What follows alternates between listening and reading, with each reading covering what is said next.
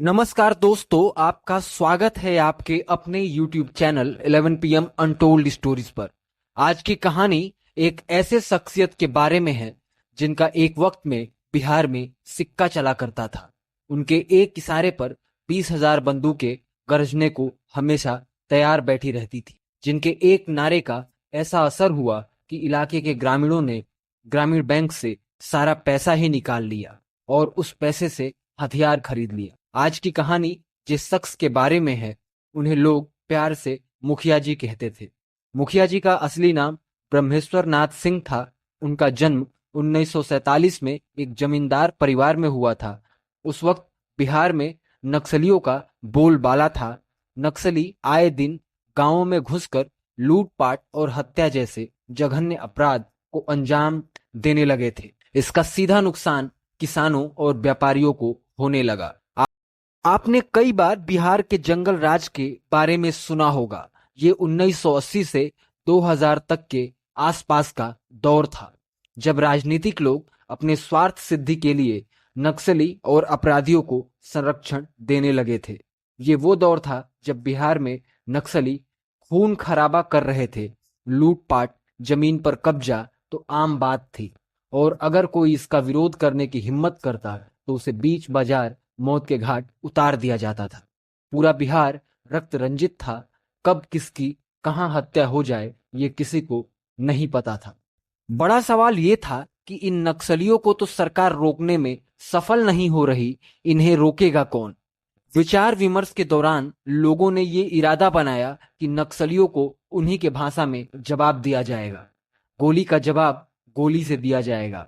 अब एक भी बेगुनाह की मौत नक्सलियों के हाथों नहीं होने देंगे। इसी मीटिंग के दौरान भोजपुर जिले के फोपीरा गांव के मुखिया ब्रह्मेश्वर मुखिया को लोगों ने अपना नेता मान लिया। मुखिया के नेतृत्व में युवाओं ने रणवीर सेना नाम से एक हथियारबंद संगठन बनाया। हालांकि रणवीर सेना के नाम से कोई संगठन रजिस्टर्ड नहीं है, बल्कि रणवीर किसान महासंघ नाम से एक संगठन जरूर रजिस्टर्ड। खैर, जैसे तैसे संगठन बनकर तैयार हुआ और संगठन के सदस्यों ने हथियार उठा लिया था। जहां अत्याचार हुआ वहां उन लोगों ने नक्सलियों का हिसाब भी चुकता किया। ये सत्य है कि ब्रह्मेश्वर मुखिया नहीं होते तो नक्सलियों का अत्याचार नहीं खत्म होता। मुखिया ना होते तो लाल सलाम वालों ने न जाने कितनी जमीनें हड़प ली होती। सच ये भी है कि नक्सलियों के खात्मे में रणवीर सेना का बड़ा योगदान रहा है। रणवीर सेना के सदस्य मुख्य रूप से भूमिहार, राजपूत और बनिया बिरादरी से ताल्लुक रखते थे। मुखिया के नेतृत्व में हजारों युवाओं ने हथियार उठा लिया और अपने समाज और अपने इलाके की सुरक्षा करने लगे। वहीं दूसरा ग्रुप नक्सली और उनके सहयोगियों को ढूंढ ढूंढ कर मारता था। दोनों तरफ से खूनी संघर्षों में सैकड़ों लोगों ने अपनी जान गंवाई। वहीं ब्रह्मेश्वर मुखिया और उनके संगठन पर 22 बार नरसंहार का भी आरोप लगा। उसमें से एक लक्ष्मणपुर बाथे 1997 का नरसंहार भी शामिल था, जहां एक ही रात में 58 लोगों की हत्या कर दी गई थी। मारे गए लोग दलित समाज से थे। वहीं दूसरी तरफ का आरोप था कि ये लोग नक्सलियों के समर्थक थे और चंद दिनों पहले ही बिहार के बाड़ा क्षेत्र में 37 लोगों की सामूहिक हत्या में इनकी संलिप्तता थी। लक्ष्मणपुर बाथे नरसंहार से कुछ दिन पहले ही बाड़ा गांव में 37 लोगों को जो जनरल कास्ट से बिलोंग करते थे, उनको नक्सलियों ने बीच चौराहे पे मार दिया था। इन दोनों घटनाओं ने देश के सामने पहली बार बिहार के जातीय हिंसा का इतना भयावह रूप दिखाया। समय बदला, नक्सली भी कमजोर हुए और रणवीर सेना भी कमजोर हुई। मुखिया जी और उनके साथियों को जेल हुई।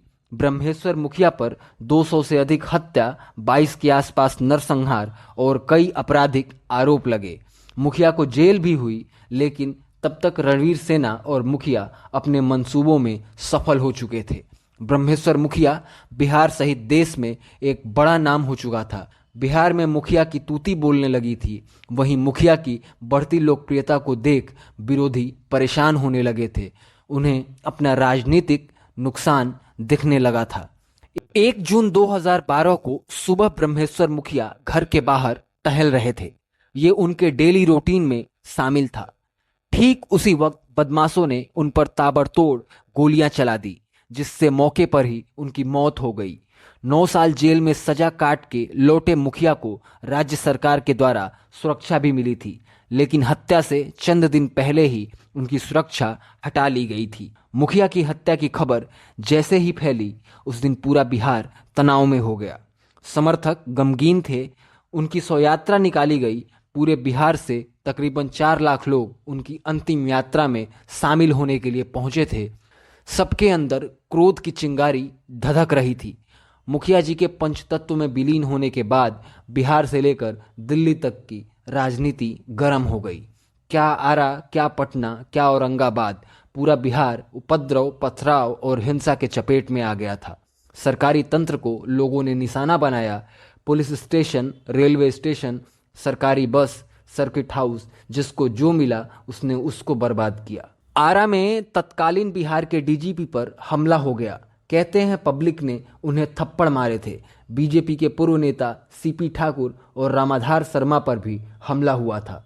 कई वर्षों की सीबीआई जांच के बाद मुखिया के हत्यारोपियों का खुलासा हुआ। इन लोगों ने ब्रह्मेश्वर मुखिया की हत्या राजनीतिक देश में की थी। वहीं ब्रह्मेश्वर मुखिया को लेकर लोगों की राय भी बटी हुई है। कुछ लोग उन्हें मसीहा मानते हैं, तो वहीं एक पक्ष उन्हें अपराधी भी बताता है। लेकिन इस बात में कहीं कोई अतिशयोक्ति नहीं कि आज देश और बिहार में नक्सली कमजोर हुए हैं। उनके पीछे ऐसे संगठनों और ऐसे नेताओं का हाथ रहा है। आपको ये वीडियो कैसी लगी, अपनी राय ज़रूर दें और चैनल पर नए हों तो सब्सक्राइब ज़रूर करें। धन्यवाद।